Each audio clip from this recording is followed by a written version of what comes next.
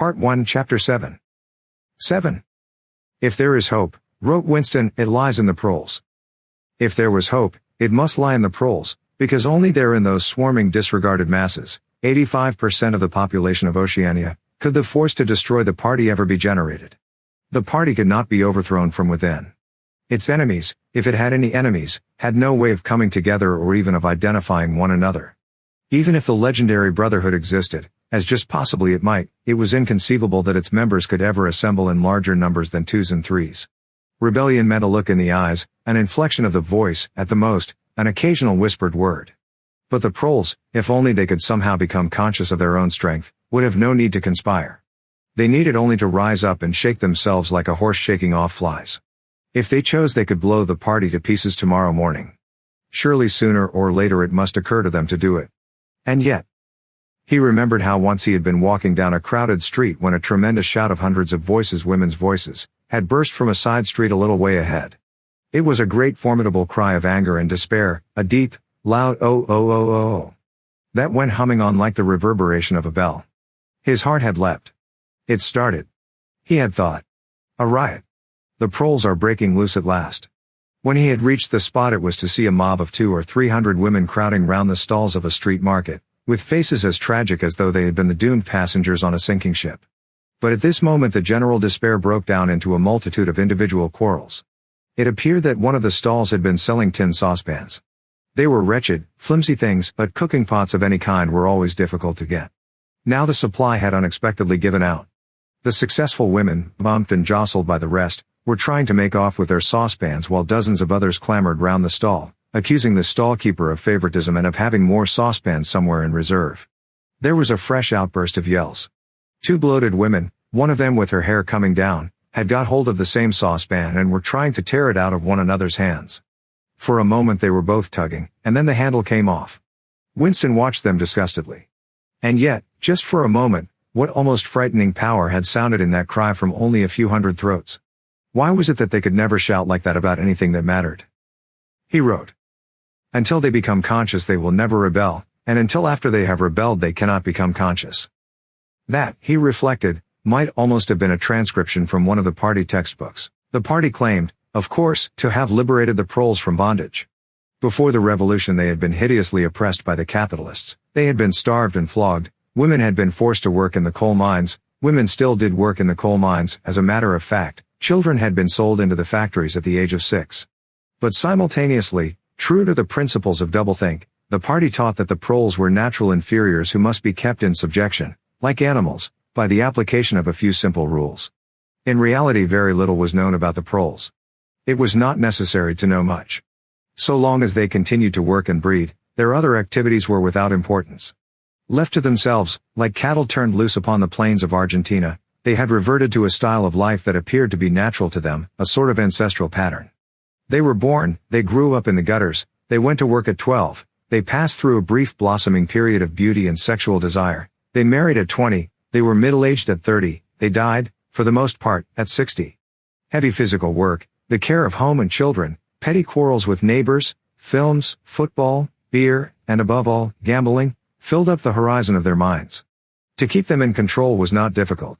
A few agents of the thought police moved always among them, spreading false rumors and marking down and eliminating the few individuals who were judged capable of becoming dangerous, but no attempt was made to indoctrinate them with the ideology of the party.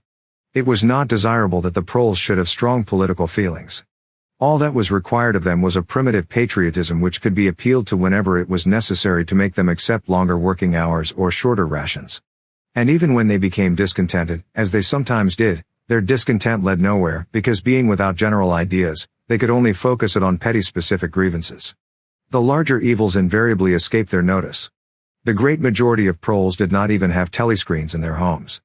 Even the civil police interfered with them very little. There was a vast amount of criminality in London, a whole world within a world of thieves, bandits, prostitutes, drug peddlers, and racketeers of every description, but since it all happened among the proles themselves, it was of no importance. In all questions of morals they were allowed to follow their ancestral code. The sexual puritanism of the party was not imposed upon them. Promiscuity went unpunished, divorce was permitted. For that matter, Even religious worship would have been permitted if the proles had shown any sign of needing or wanting it. They were beneath suspicion. As the party slogan put it, proles and animals are free.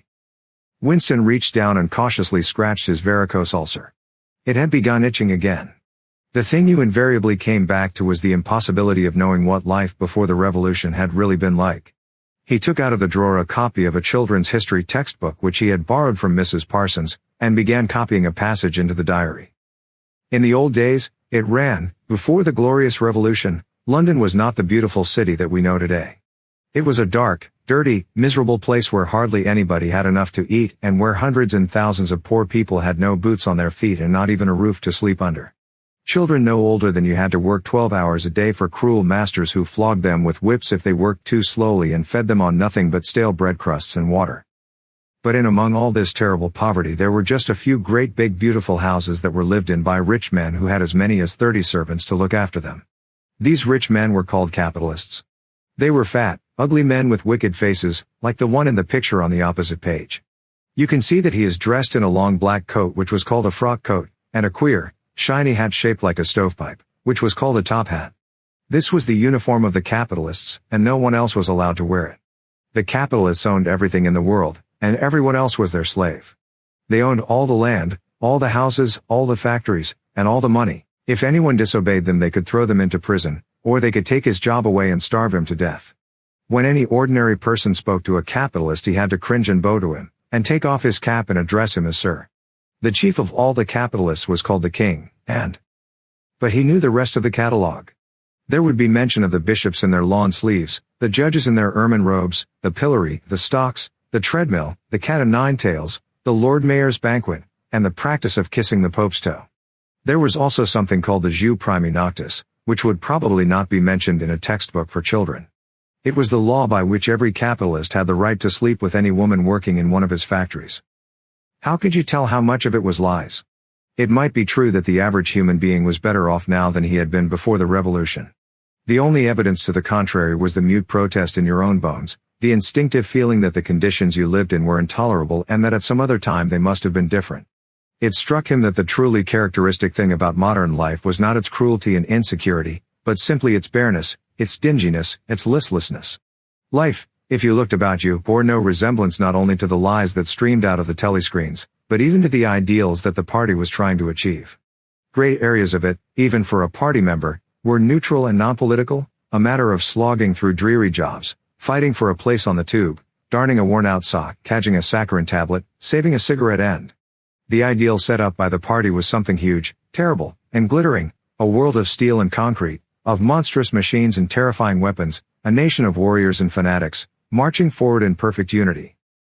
All thinking the same thoughts and shouting the same slogans, perpetually working, fighting, triumphing, persecuting, 300 million people all with the same face. The reality was decaying, dingy cities where underfed people shuffled to and fro in leaky shoes, in patched-up 19th-century houses that smelled always of cabbage and bad lavatories. He seemed to see a vision of London, vast and ruinous, city of a million dustbins, and mixed up with it was a picture of Mrs. Parsons, a woman with lined face and wispy hair, fiddling helplessly with a blocked waste pipe. He reached down and scratched his ankle again. Day and night the telescreens bruised your ears with statistics proving that people today had more food, more clothes, better houses, better recreations, that they lived longer, worked shorter hours, were bigger, healthier, stronger, happier, more intelligent, better educated, than the people of 50 years ago. Not a word of it could ever be proved or disproved. The party claimed, for example, that today 40% of adult proles were literate. Before the revolution, it was said, the number had only been 15%. The party claimed that the infant mortality rate was now only 160 per thousand, whereas before the revolution it had been 300, and so it went on. It was like a single equation with two unknowns. It might very well be that literally every word in the history books, even the things that one accepted without question, was pure fantasy. For all he knew there might never have been any such law as the jus primi noctis, or any such creature as a capitalist, or any such garment as a top hat. Everything faded into mist. The past was erased, the erasure was forgotten, the lie became truth. Just once in his life he had possessed, after the event, that was what counted, concrete, unmistakable evidence of an act of falsification. He had held it between his fingers for as long as 30 seconds. In 1973, it must have been, at any rate, It was at about the time when he and Catherine had parted. But the really relevant date was 7 or 8 years earlier. The story really began in the middle 60s, the period of the Great Purges in which the original leaders of the revolution were wiped out once and for all. By 1970 none of them was left, except Big Brother himself. All the rest had by that time been exposed as traitors and counter-revolutionaries. Goldstein had fled and was hiding no one knew where, and of the others, a few had simply disappeared, while the majority had been executed after spectacular public trials at which they made confession of their crimes. Among the last survivors were 3 men named Jones, Aronson, and Rutherford. It must have been in 1965 that these 3 had been arrested. As often happened, they had vanished for a year or more, so that one did not know whether they were alive or dead, and then had suddenly been brought forth to incriminate themselves in the usual way.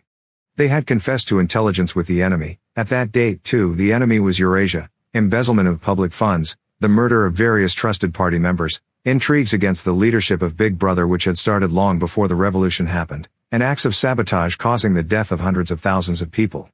After confessing to these things they had been pardoned, reinstated in the party, and given posts which were in fact sinecures but which sounded important. All 3 had written long, abject articles in the Times, analyzing the reasons for their defection and promising to make amends. Some time after their release Winston had actually seen all 3 of them in the Chestnut Tree Cafe. He remembered the sort of terrified fascination with which he had watched them out of the corner of his eye. They were men far older than himself, relics of the ancient world, almost the last great figures left over from the heroic days of the party.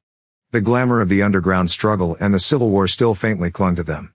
He had the feeling, though already at that time facts and dates were growing blurry, that he had known their names years earlier than he had known that of Big Brother. But also they were outlaws, enemies, untouchables, doomed with absolute certainty to extinction within a year or two. No one who had once fallen into the hands of the thought police ever escaped in the end. They were corpses waiting to be sent back to the grave. There was no one at any of the tables nearest to them. It was not wise even to be seen in the neighborhood of such people. They were sitting in silence before glasses of the gin flavored with cloves which was the speciality of the cafe. Of the 3 it was Rutherford whose appearance had most impressed Winston. Rutherford had once been a famous caricaturist, whose brutal cartoons had helped to inflame popular opinion before and during the Revolution. Even now, at long intervals, his cartoons were appearing in the Times. They were simply an imitation of his earlier manner, and curiously lifeless and unconvincing. Always they were a rehashing of the ancient themes: slum tenements, starving children, street battles, capitalists in top hats. Even on the barricades the capitalists still seemed to cling to their top hats in endless, hopeless effort to get back into the past. He was a monstrous man, with a mane of greasy gray hair, his face pouched and seamed, with thick negroid lips. At one time he must have been immensely strong. Now his great body was sagging, sloping, bulging, falling away in every direction. He seemed to be breaking up before one's eyes, like a mountain crumbling. It was the lonely hour of 15. Winston could not now remember how he had come to be in the cafe at such a time. The place was almost empty. A tinny music was trickling from the telescreens. The 3 men sat in their corner almost motionless, never speaking. Uncommanded, the waiter brought fresh glasses of gin. There was a chessboard on the table beside them, with the pieces set out but no game started. And then, for perhaps half a minute in all, something happened to the telescreens. The tune that they were playing changed and the tone of the music changed too. There came into it, but it was something hard to describe. It was a peculiar, cracked, braying, cheering note. In his mind Winston called it a yellow note. And then a voice from the telescreen was singing. Under the spreading chestnut tree. I sold you and you sold me. There lie they, and here lie we. Under the spreading chestnut tree. The 3 men never stirred. But when Winston glanced again at Rutherford's ruinous face, he saw that his eyes were full of tears. And for the first time he noticed, with a kind of inward shudder, and yet not knowing at what he shuddered, that both Aronson and Rutherford had broken noses. A little later all 3 were rearrested. It appeared that they had engaged in fresh conspiracies from the very moment of their release. At their second trial they confessed to all their old crimes over again, with a whole string of new ones. They were executed, and their fate was recorded in the party histories, a warning to posterity. About 5 years after this, in 1973, Winston was unrolling a wad of documents which had just flopped out of the pneumatic tube onto his desk when he came on a fragment of paper which had evidently been slipped in among the others and then forgotten. The instant he had flattened it out he saw its significance. It was a half-page torn out of the Times of about 10 years earlier, the top half of the page, so that it included the date, and it contained a photograph of the delegates at some party function in New York. Prominent in the middle of the group were Jones, Aronson, and Rutherford. There was no mistaking them, in any case their names were in the caption at the bottom. The point was that at both trials all three men had confessed that on that date they had been on Eurasian soil. They had flown from a secret airfield in Canada to a rendezvous somewhere in Siberia, and had conferred with members of the Eurasian General Staff, to whom they had betrayed important military secrets. The date had stuck in Winston's memory because it chanced to be Midsummer Day, but the whole story must be on record in countless other places as well. There was only one possible conclusion: the confessions were lies. Of course, this was not in itself a discovery. Even at that time Winston had not imagined that the people who were wiped out in the purges had actually committed the crimes that they were accused of. But this was concrete evidence. It was a fragment of the abolished past, like a fossil bone which turns up in the wrong stratum and destroys a geological theory. It was enough to blow the party to atoms, if in some way it could have been published to the world and its significance made known. He had gone straight on working. As soon as he saw what the photograph was, and what it meant, he had covered it up with another sheet of paper. Luckily, when he unrolled it, it had been upside down from the point of view of the telescreen. He took his scribbling pad on his knee and pushed back his chair so as to get as far away from the telescreen as possible. To keep your face expressionless was not difficult, and even your breathing could be controlled, with an effort, but you could not control the beating of your heart, and the telescreen was quite delicate enough to pick it up. He let what he judged to be 10 minutes go by, tormented all the while by the fear that some accident, a sudden draft blowing across his desk, for instance, would betray him. Then, without uncovering it again, he dropped the photograph into the memory hole, along with some other waste papers. Within another minute, perhaps, it would have crumbled into ashes. That was 10, 11 years ago. Today, probably, he would have kept that photograph. It was curious that the fact of having held it in his fingers seemed to him to make a difference even now, when the photograph itself, as well as the event it recorded, was only memory. Was the party's hold upon the past less strong, he wondered, because a piece of evidence which existed no longer had once existed? But today, supposing that it could be somehow resurrected from its ashes, the photograph might not even be evidence. Already, at the time when he made his discovery, Oceania was no longer at war with Eurasia, and it must have been to the agents of Eastasia that the three dead men had betrayed their country. Since then there had been other changes, 2, 3, he could not remember how many. Very likely the confessions had been rewritten and rewritten until the original facts and dates no longer had the smallest significance. The past not only changed, but changed continuously. What most afflicted him with the sense of nightmare was that he had never clearly understood why the huge imposture was undertaken. The immediate advantages of falsifying the past were obvious, but the ultimate motive was mysterious. He took up his pen again and wrote. I understand how, I do not understand why. He wondered, as he had many times wondered before, whether he himself was a lunatic. Perhaps a lunatic was simply a minority of one. At one time it had been a sign of madness to believe that the earth goes round the sun, today, to believe that the past is unalterable. He might be alone in holding that belief, and if alone, then a lunatic. But the thought of being a lunatic did not greatly trouble him, the horror was that he might also be wrong. He picked up the children's history book and looked at the portrait of Big Brother which formed its frontispiece. The hypnotic eyes gazed into his own. It was as though some huge force were pressing down upon you, something that penetrated inside your skull, battering against your brain, frightening you out of your beliefs, persuading you, almost, to deny the evidence of your senses. In the end the party would announce that 2 and 2 made 5, and you would have to believe it. It was inevitable that they should make that claim sooner or later. The logic of their position demanded it. Not merely the validity of experience, but the very existence of external reality, was tacitly denied by their philosophy. The heresy of heresies was common sense. And what was terrifying was not that they would kill you for thinking otherwise, but that they might be right. For, after all, how do we know that 2 and 2 make 4? Or that the force of gravity works? Or that the past is unchangeable? If both the past and the external world exist only in the mind, and if the mind itself is controllable, what then? But no. His courage seemed suddenly to stiffen of its own accord. The face of O'Brien, not called up by any obvious association, had floated into his mind. He knew, with more certainty than before, that O'Brien was on his side. He was writing the diary for O'Brien, to O'Brien. It was like an interminable letter which no one would ever read, but which was addressed to a particular person and took its color from that fact. The party told you to reject the evidence of your eyes and ears. It was their final, most essential command. His heart sank as he thought of the enormous power arrayed against him, the ease with which any party intellectual would overthrow him in debate, the subtle arguments which he would not be able to understand, much less answer. And yet he was in the right. They were wrong and he was right. The obvious, the silly, and the true had got to be defended. Truisms are true, hold on to that. The solid world exists, its laws do not change. Stones are hard, water is wet, objects unsupported fall towards the earth's center. With the feeling that he was speaking to O'Brien, and also that he was setting forth an important axiom, he wrote, "Freedom is the freedom to say that 2 plus 2 make 4. If that is granted, all else follows.